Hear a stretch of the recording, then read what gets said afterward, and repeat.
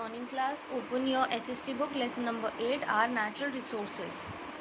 Today we are going to read about our natural resources. Means nature के जो resources हैं. Natural क्या होता है? वर्ड का मीनिंग आपको पता होना चाहिए, जो मैन मेड ना हो, यानी जो नेचर से अपने आप बने हो. तो हम उन रिसोर्सेज के बारे में पढ़ेंगे जो नेचर में अपने आप बने हैं. हम ह्यूमन बींग्स ने कुछ नहीं किया, ठीक है, उसमें हमारा कोई रोल नहीं है.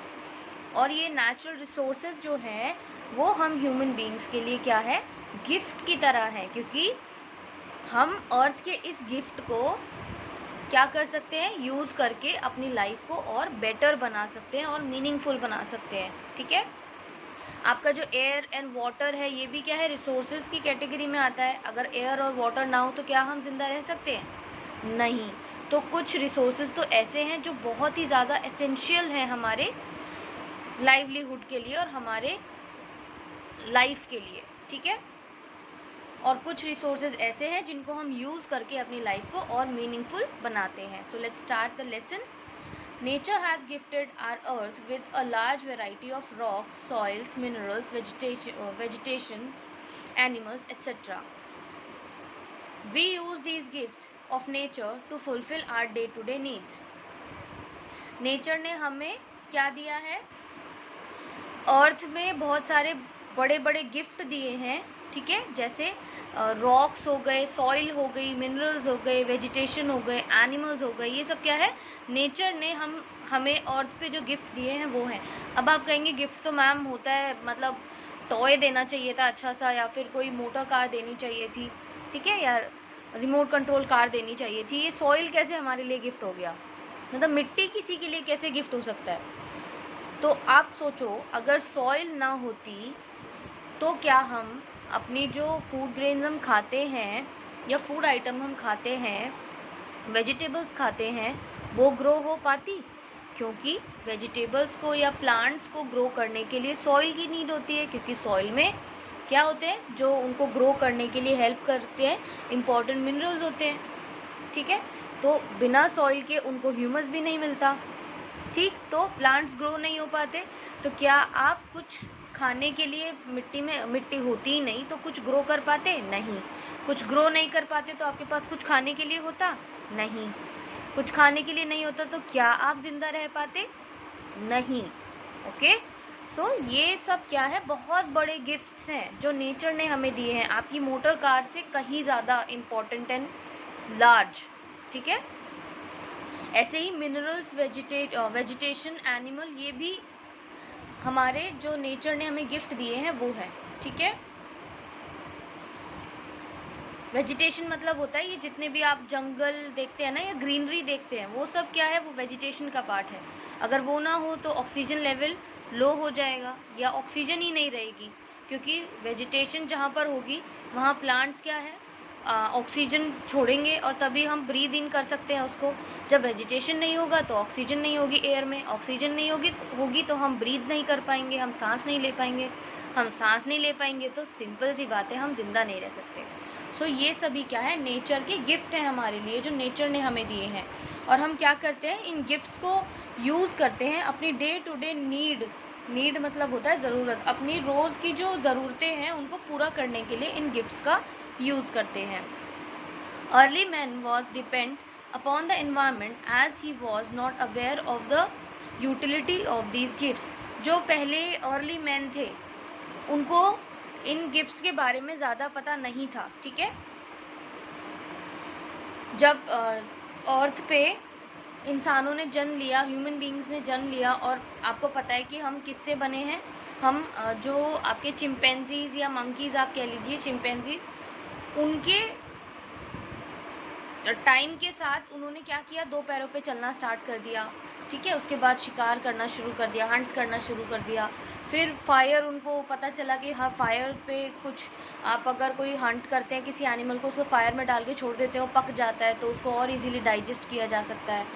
तो ये थोड़ा आपके लिए डीप हो जाएगा. लेकिन अर्ली मैन क्या, जो बहुत शुरुआत में हम इंसान थे, बहुत स्टार्टिंग में, तब हमें नहीं पता था इन गिफ्ट्स के बारे में जो एनवायरनमेंट ने हमें दिए हैं. ठीक है,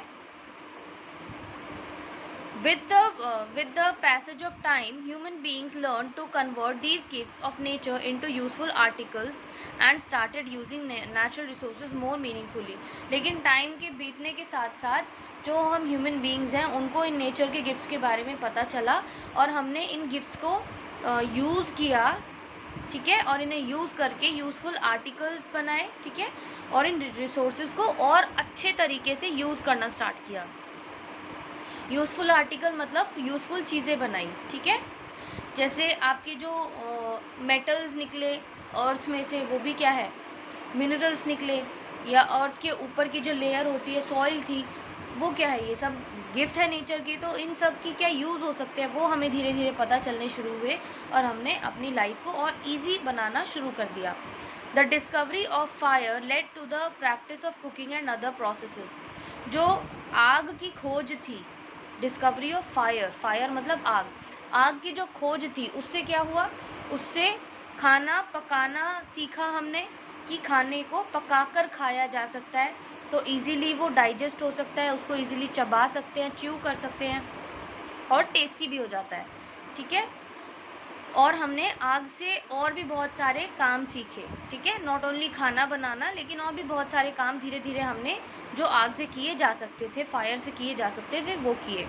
the invention of wheel ultimately resulted in development of new modes of transport. ऐसे ही एक और एग्जाम्पल आपका है व्हील, पहिया, पहिए का जो इन्वेंशन था, पहिया जिसने इन्वेंट किया,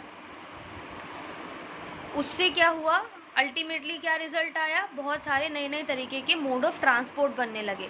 सबसे पहले तो पहिया ही बना होगा ना, व्हील बना होगा, उसके बाद ही तो किसी ने साइकिल बनाई होगी, उसके बाद ही तो किसी ने रिक्शा बनाया होगा या कार्ट बनाया होगा, बुल कार्ट बनाया होगा, बुलॉक कार्ट बनाया होगा, ठीक है, कैमल कार्ट बनाया होगा, मतलब बैलगाड़ी या ऊँट गाड़ी बनाई होगी, है ना। उसके बाद ही साइकिल या फिर मोटर साइकिल या स्कूटर या कार्स बनी होगी। तो स्टार्टिंग कहाँ से हुई, व्हील से। तो ऐसे धीरे धीरे जो अर्ली मैन थे वो जो अर्थ के गिफ्ट्स थे उनको पहचानते गए और उनसे नई नई चीज़ें बनाते गए, अपनी लाइफ को और ईजी बनाते गए। Hydro electricity has turned energy in fast flowing water into an important resource. जो हाइड्रो इलेक्ट्रिसिटी है, हाइड्रो इलेक्ट्रिसिटी मतलब होता है पानी से बिजली बनाना, ठीक है, वाटर से इलेक्ट्रिसिटी जनरेट करना। तो हाइड्रो इलेक्ट्रिसिटी से क्या हुआ, जो तेज़ बहता हुआ पानी था, फास्ट फ्लोइंग वाटर था, तेज़ बहते हुए पानी से एनर्जी जनरेट की जाती थी, ठीक है, और ये क्या है, इम्पोर्टेंट रिसोर्स ही है हमारा, ठीक।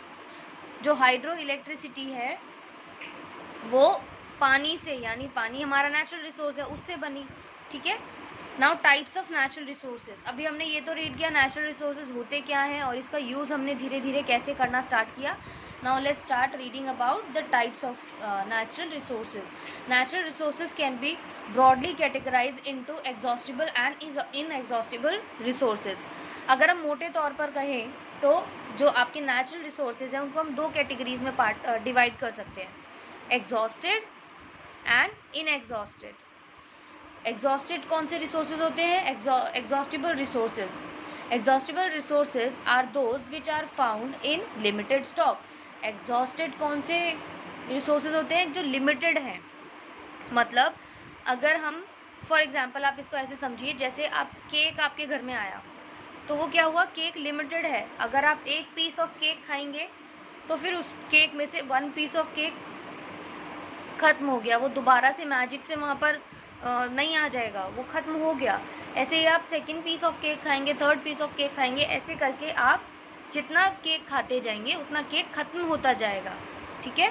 तो ऐसे ही कुछ रिसोर्सेज ऐसे हैं जो लिमिटेड है और जितना हम उनको यूज़ करते जा रहे हैं वो उतने ख़त्म होते जा रहे हैं, ठीक है, वो न्यू नहीं बन रहे, वो लिमिटेड हैं। तो ऐसे रिसोर्सेज को एग्जॉस्टिबल रिसोर्स कहते हैं। Once the stocks are exhausted, it may take thousands of years to be renewed और replenished। और अगर ये जो एग्जॉस्टिबल रिसोर्सेज है, अगर एक बार इनका स्टॉक ख़त्म हो जाता है, अगर हम इसको एग्जॉस्ट कर लेते हैं, पूरी तरह से यूज़ कर लेते हैं, तो इनको बनने में हज़ारों साल लगते हैं, ठीक है, नए रिसोर्सेज बनने में हज़ारों साल लगते हैं। Since that time is much more than human lifespan, such resources are exhaustible and considered non renewable. अब देखिए यहाँ पर एक चीज़ जो आपको समझनी है, यहाँ हमने पढ़ा कि हज़ारों साल लगते हैं इनको बनने में, ठीक है। अब हज़ारों साल लगते हैं, इसका मतलब क्या है, अगर एक ह्यूमन बीइंग कोई रिसोर्स यूज़ करना चाहता है और वो रिसोर्स उसने सारे यूज़ कर लिए, तो 1000 साल बाद वो रिसोर्स दोबारा बनेगा, ठीक है। और 1000 साल तक तो हम ह्यूमन बीइंग्स जिंदा नहीं रहते, ठीक है। तो इतने ज़्यादा टाइम बाद नए रिसोर्स इसके मतलब रिन्यू होते हैं ये रिसोर्स, इसलिए हम इनको नॉन रिन्यूएबल की कैटेगरी में रखते हैं। मतलब 1000 साल बाद बनेंगे तो इसका मतलब एक तरह से हम क्या मान लेते हैं कि ये रिन्यू ही नहीं होते, क्योंकि उतने टाइम तक ना तो हम जिंदा रहेंगे और उतने टाइम तक अर्थ पे बहुत कुछ हो चुका होगा, ठीक है। तो नॉन रिन्यूएबल की कैटेगरी में रखते हैं। क्लियर, कोई कंफ्यूजन नहीं। ज़्यादा टाइम लगने की वजह से, थाउजेंड्स ऑफ ईयर्स लगने की वजह से इसको नॉन रिन्यूएबल की कैटेगरी में रखते हैं। एग्जॉस्टिबल रिसोर्स कौन से हो गए, जो लिमिटेड है और नॉन रिन्यूएबल है, ठीक है। Coal, petroleum and natural gas are some examples of exhaustible resources. आपका जो कोल मतलब कोयला जो यूज़ करते हैं, पेट्रोलियम एंड नेचुरल गैस जो होती है ना, वो सब आपके एग्जांपल्स हैं एग्जॉस्टिबल रिसोर्सेज के। These resources are limited in stock and we have to use these resources carefully and meaningfully, ठीक है। हमें इनको केयरफुली और मीनिंगफुली यूज़ करना चाहिए, ना कि अपने काम के लिए बस एग्जॉस्ट करते जाएं। तो एक टाइम ऐसा आएगा शायद अर्थ पे कोल पूरी तरह से ख़त्म हो जाए, शायद पेट्रोल पूरी तरह से ख़त्म हो जाए या नेचुरल गैस कम्प्लीटली फिनिश हो जाए। सो हमें वाइजली यूज़ करने की ज़रूरत है एग्जॉस्टिबल रिसोर्सेज को, because they are limited in stock. और लिमिटेड इन स्टॉक है तो ये 1000 साल बाद रिन्यू होंगे, तो हमें उसके अकॉर्डिंग इसे यूज़ करना चाहिए कि अगर हम इसे यूज़ जितना करते हैं तो कितना टाइम लगेगा इसको न्यू बनने में, ठीक है। ये देखिए यहाँ भी यही लिखा हुआ है, coal is an important source of power. Coal क्या है, पावर का बहुत इंपॉर्टेंट सोर्स है। ये देखिए ये कोयला कुछ इस तरह से दिखता है, और ये जो आप देख रहे हैं ना, ये कोल माइन है, यहाँ से कोयला निकाला जाता है और फिर इसको यूज़ के लिए भेजा जाता है। It is used in variety of industries, ये बहुत सारी इंडस्ट्रीज़ में एज पावर सोर्स की तरह यूज़ किया जाता है।